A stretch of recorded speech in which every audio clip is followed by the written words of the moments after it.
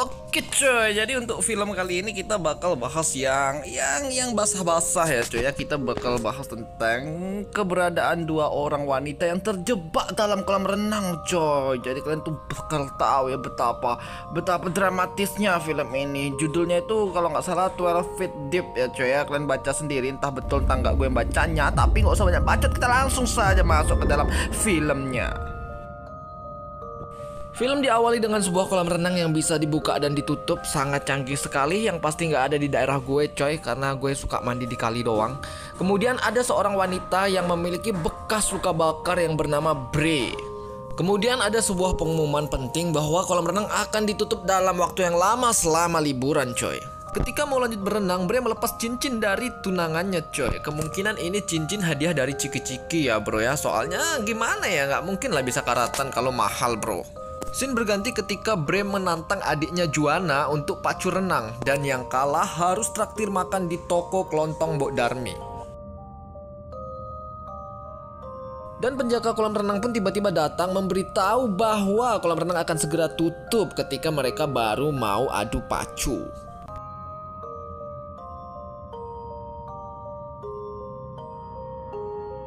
Ketika mereka sudah di atas, Bre mau pamer cincin hadiah Ciki-Ciki yang diberi pacarnya sebagai bentuk lamaran kepadanya coy. Cuma sayangnya nggak jumpa. Di tengah kebingungan, si Bre pun mencari sana sini dalam tasnya. Tiba-tiba si Juana ini coy, adiknya melihat sesuatu di dalam kolam. Dan kalian tahu apa itu yang didapatkannya coy? Yoi coy, yaitu adalah sebuah cincin lamaran Ciki-Ciki dari tunangan si Bre. Di tengah kepanikan itu, si Bre pun langsung jebur ke dalam kolam karena panik. Cincin tersebut khawatir bisa karatan kali ya bro. Kemudian adiknya Juana pun mencoba untuk menjadi superhero dan pahlawan kesiangan untuk jebur ke dalam kolam coy. Ketika lagi asik beradu dengan cincin dan mendapatkannya, sang petugas kolam renang gak sadar dan langsung menutup pintu kolam renangnya coy. Dalam kondisi genting tersebut, sempat-sempatnya pula rambut Juana ini nyangkut di lubang air itu coy. Buat emosi gitu loh. Berpacu dengan waktu dan keadaan, namun sayangnya nggak sempet coy. Dan disinilah kondisi buruk dimulai. Di tengah kepanikan yang sangat mendalam karena takut terjebak di dalam kolam renang selama liburan coy, mereka pun melakukan teriakan-teriakan maut, namun sayangnya nggak ada yang bisa mendengar. Bahkan teriakan mereka ini isunya lebih besar dari teriakan Brandon Ken coy. Menyadari usaha teriakan mereka sia-sia, mereka pun mulai melakukan pemutaran otak. Mulai dari dengan cara untuk mengangkatnya coy, cuma sayangnya memang nggak bisa. Langsung mereka pun cari cara lain coy. Si Bre ini masuk untuk mengambil besi dan ditokokkannya ke atas agar bisa memecahnya. Namun dengan usaha dan tenaganya itu nggak berhasil bro, sampai mau terkencing-kencing dalam kolam tersebut. BTW siapa yang aslinya dari kalian pernah kencing dalam kolam renang? Jujur aja lah ya coy ya. Fokus ke cerita. Kemudian si adiknya Juana ini menemukan sebuah lubang coy. Dan dengan kemampuan bekal dari pramuka kakaknya si Bre, dia pun mencoba untuk mencari membuat pisau seadanya. Namun sayangnya nggak berhasil bro. Udah digosok-gosok, digorok-gorok, nggak bisa juga coy ya. Udah jelas nggak bisa lah, itu cuma apaan, bukan pisau coy. Gue aja kalau digorok pakai itu nggak akan mati ya coy ya. Adu argumen dan perdebatan gak bisa dihindari dalam kondisi seperti ini coy. Dan dalam kondisi perdebatan tersebut, si Bre menyadari bahwa adiknya lah si Juana yang telah melempar cincin tersebut ke kolam renang. Karena si Juana ini merasa iri terhadap kakaknya yang sudah dilamar dan mendapatkan hadiah Ciki-Ciki dari tunangannya. Terlihat HP si Bre yang terus berbunyi karena ditelepon-telepon sang mantan, maksud gue tunangannya. Dan karena nggak diangkat-angkat, akhirnya pun tunangannya meninggalkan pesan coy.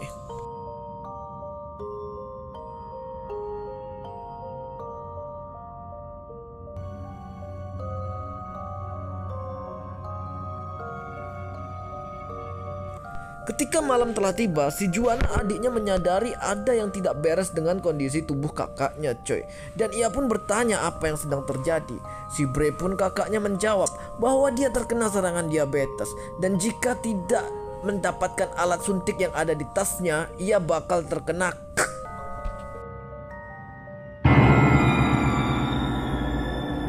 Cerita pun berlanjut. Di sini si Bre cerita kepada adiknya Juana tentang ayahnya yang bagaikan seorang monster yang sering mabuk-mabukan dan pulang untuk menghajar mereka, coy. Dan si Bre pun menceritakan tentang bekas luka bakar yang didapatnya itu karena ketika ayahnya pulang dengan kondisi mabuk dan akhirnya menyebabkan rumah mereka terbakar akibat puntung rokok yang dihisap oleh ayahnya tersebut, coy. Dan ketika si Bre ini mencoba untuk menolong ayahnya yang sudah terlalu mabuk, namun dia gagal dan akhirnya menyebabkan tangannya terbakar. Di tengah kepanikan itu pun ia meninggalkan ayahnya mati terbakar, coy.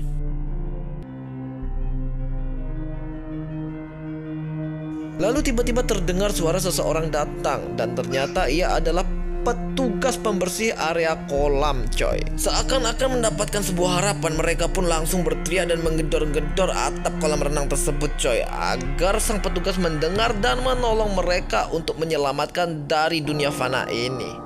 Namun sayangnya petugas kebersihan tersebut tidak seperti ingin menolong mereka, coy. Dia di situ malah mengobrak-ngabrik isi tasnya hingga akhirnya menemukan dompet serta HP dan juga kartu ATM kedua gadis belia tersebut, ya teman-teman. Dan seperti yang kalian duga, ternyata petugas kebersihan tersebut melakukan pemerasan dengan meminta password HP, password Mobile Legend, serta password ATM untuk melakukan top up diamond, coy. Karena dia itu sudah bosan, polosan, serta main di GM.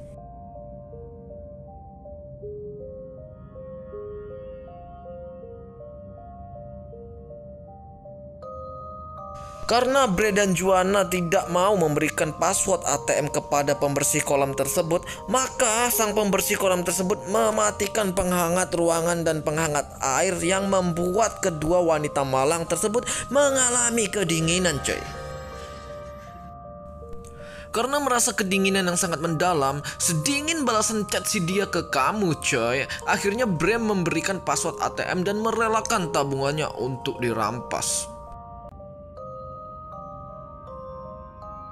Petugas kebersihan pun langsung melakukan selebrasi, coy, dan kemudian ia langsung pergi ke ATM untuk mengambil uang hasil rampasannya. Terjebak di dalam kolam renang dan juga diperas, ini adalah dua hal yang sangat mengerikan, bro.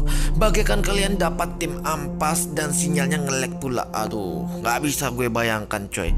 Mereka pun mencoba cara-cara yang sama lagi, coy, dengan menyogrok-nyogrok, mengikis-ngikis dengan alat sekedarnya. Karena nggak tahu mau ngapain lagi, mereka pun melakukan cerita atau curhat-curhatan seperti sebelumnya, coy. Dan kali ini Juana yang curhat kalau ketika ia sering dipukuli oleh ayahnya dan sampai depresi, dia sering melakukan percobaan bunuh diri, bro. Ketika sedang asik bercerita, tiba-tiba Juana dikejutkan oleh suatu penampakan yang muncul di bagian lubang atas mereka, coy. Ternyata petugas kebersihan tersebut merasa kecewa, coy, setelah melakukan pengecekan ATM. Rupanya isi duitnya itu sedikit setipis dompet kalian, coy.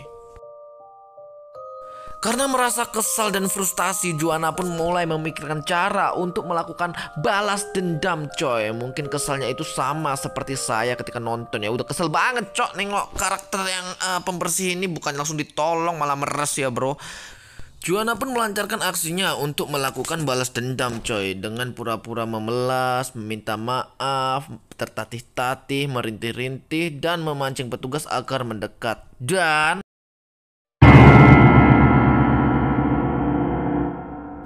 adegan yang cukup memilukan, coy, sampai terngiang-ngiang di telinga. Dan petugas tersebut pun membalas perbuatan mereka dengan menyalakan pembersih kolam renang yang membuat air terombang-ambing ke sana kemari, coy.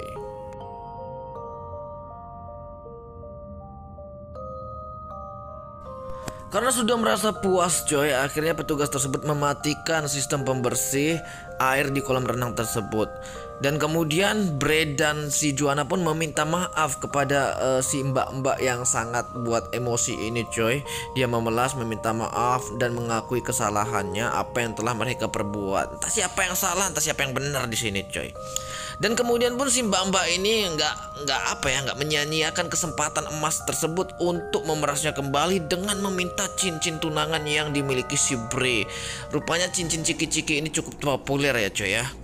Si Bre pun dengan sangat susah payah menyerahkan cincin tersebut karena sudah merasa tidak ada harapan, boy.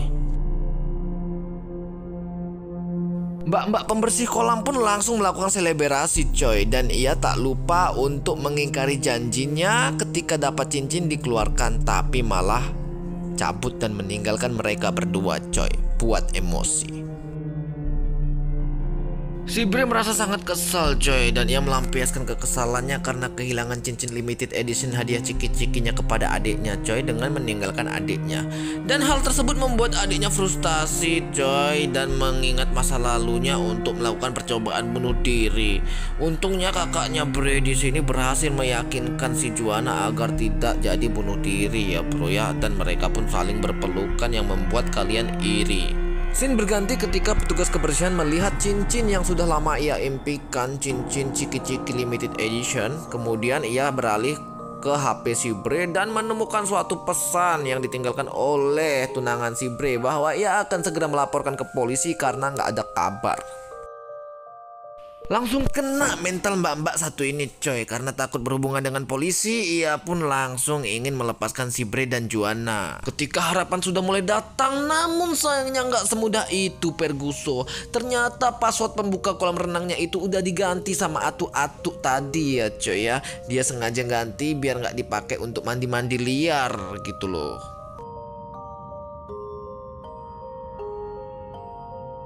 Petugas kebersihan tersebut pun langsung mengalami panik yang sangat mendalam, ya coy ya. Ia pun langsung mau meninggalkan kedua wanita tersebut karena takut ditangkap oleh polisi.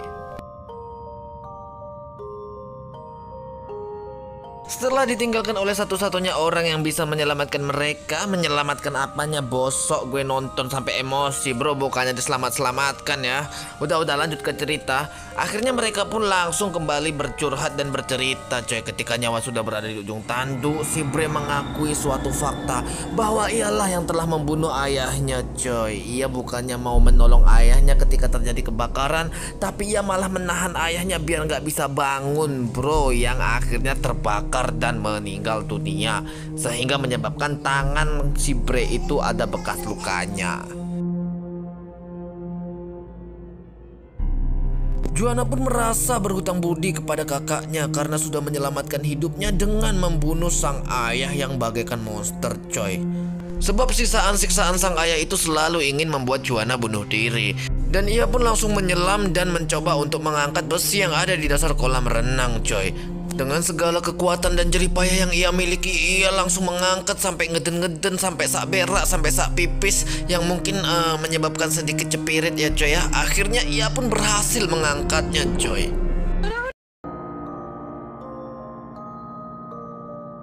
Setelah berhasil keluar dari kolam renang tersebut yang harapannya itu bakal langsung jumpai endingnya, ternyata nggak semudah itu, Persguso. Nggak semudah itu, coy. Tiba-tiba terdengar suara langkah kaki, coy, yang ternyata itu adalah mbak-mbak pembersih kolam yang suka buat emosi dan jengkelin, coy. Aduh, dan parahnya lagi dia itu bawa pistol, ya bro ya. Bawa pistol entah dapat dari mana gitu loh. Kemudian ia pun mengancam akan membunuh mereka karena takut dilaporkan oleh polisi, ya coy. Dan si Juana di sini pun mencoba untuk melakukan negosiasi agar tidak membunuh mereka berdua, karena ia akan berjanji tidak melaporkan si mbak-mbak pembersih kolam tersebut ke polisi, coy. Karena mental wanita pembersih kolam ini adalah mental tempe, sama kayak bocil-bocil yang suka ngebacot doang, ia pun langsung minta maaf dan menyerahkan cincin rampasannya ke Juana. Dan Juana pun memberikan maaf kepada wanita tersebut dan menyuruhnya untuk segera pergi karena akan melapor polisi. Singkat cerita, polisi pun datang dan segera melakukan pertolongan pertama kepada mereka. Dan si Juana langsung mengembalikan cincin hadiah ciki-ciki tersebut kepada kakaknya. Ia pun sudah tidak iri lagi karena merasa kakaknya adalah superhero yang telah berhasil membunuh monster.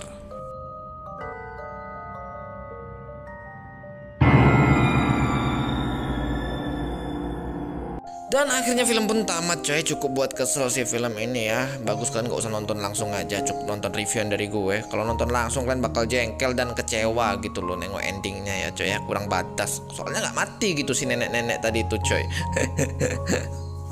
Oke, jadi pesan dari cerita ini atau film ini apa ya? Kalian buat aja lah pesannya di kolom komentar ya coy ya. Nanti yang paling menurut gue sesuai atau menurut gue cocok bakal gue pin ya coy. Gue males mikir apa dari pesan yang bisa kita ambil dari film ini. Jadi kalian komen aja di kolom komentar. Serta gue mohon maaf ya coy karena lama uploadnya. Soalnya gue lagi menyesuaikan diri juga ya untuk review film ini dan buat konten gamenya, serta lagi ada renovasi rumah gitu loh ya coy ya. Kalian doakan aja semoga semuanya cepat kelar sehingga gue bisa rajin upload baik di konten film ataupun konten gaming. Sekian untuk video kali ini, goodbye.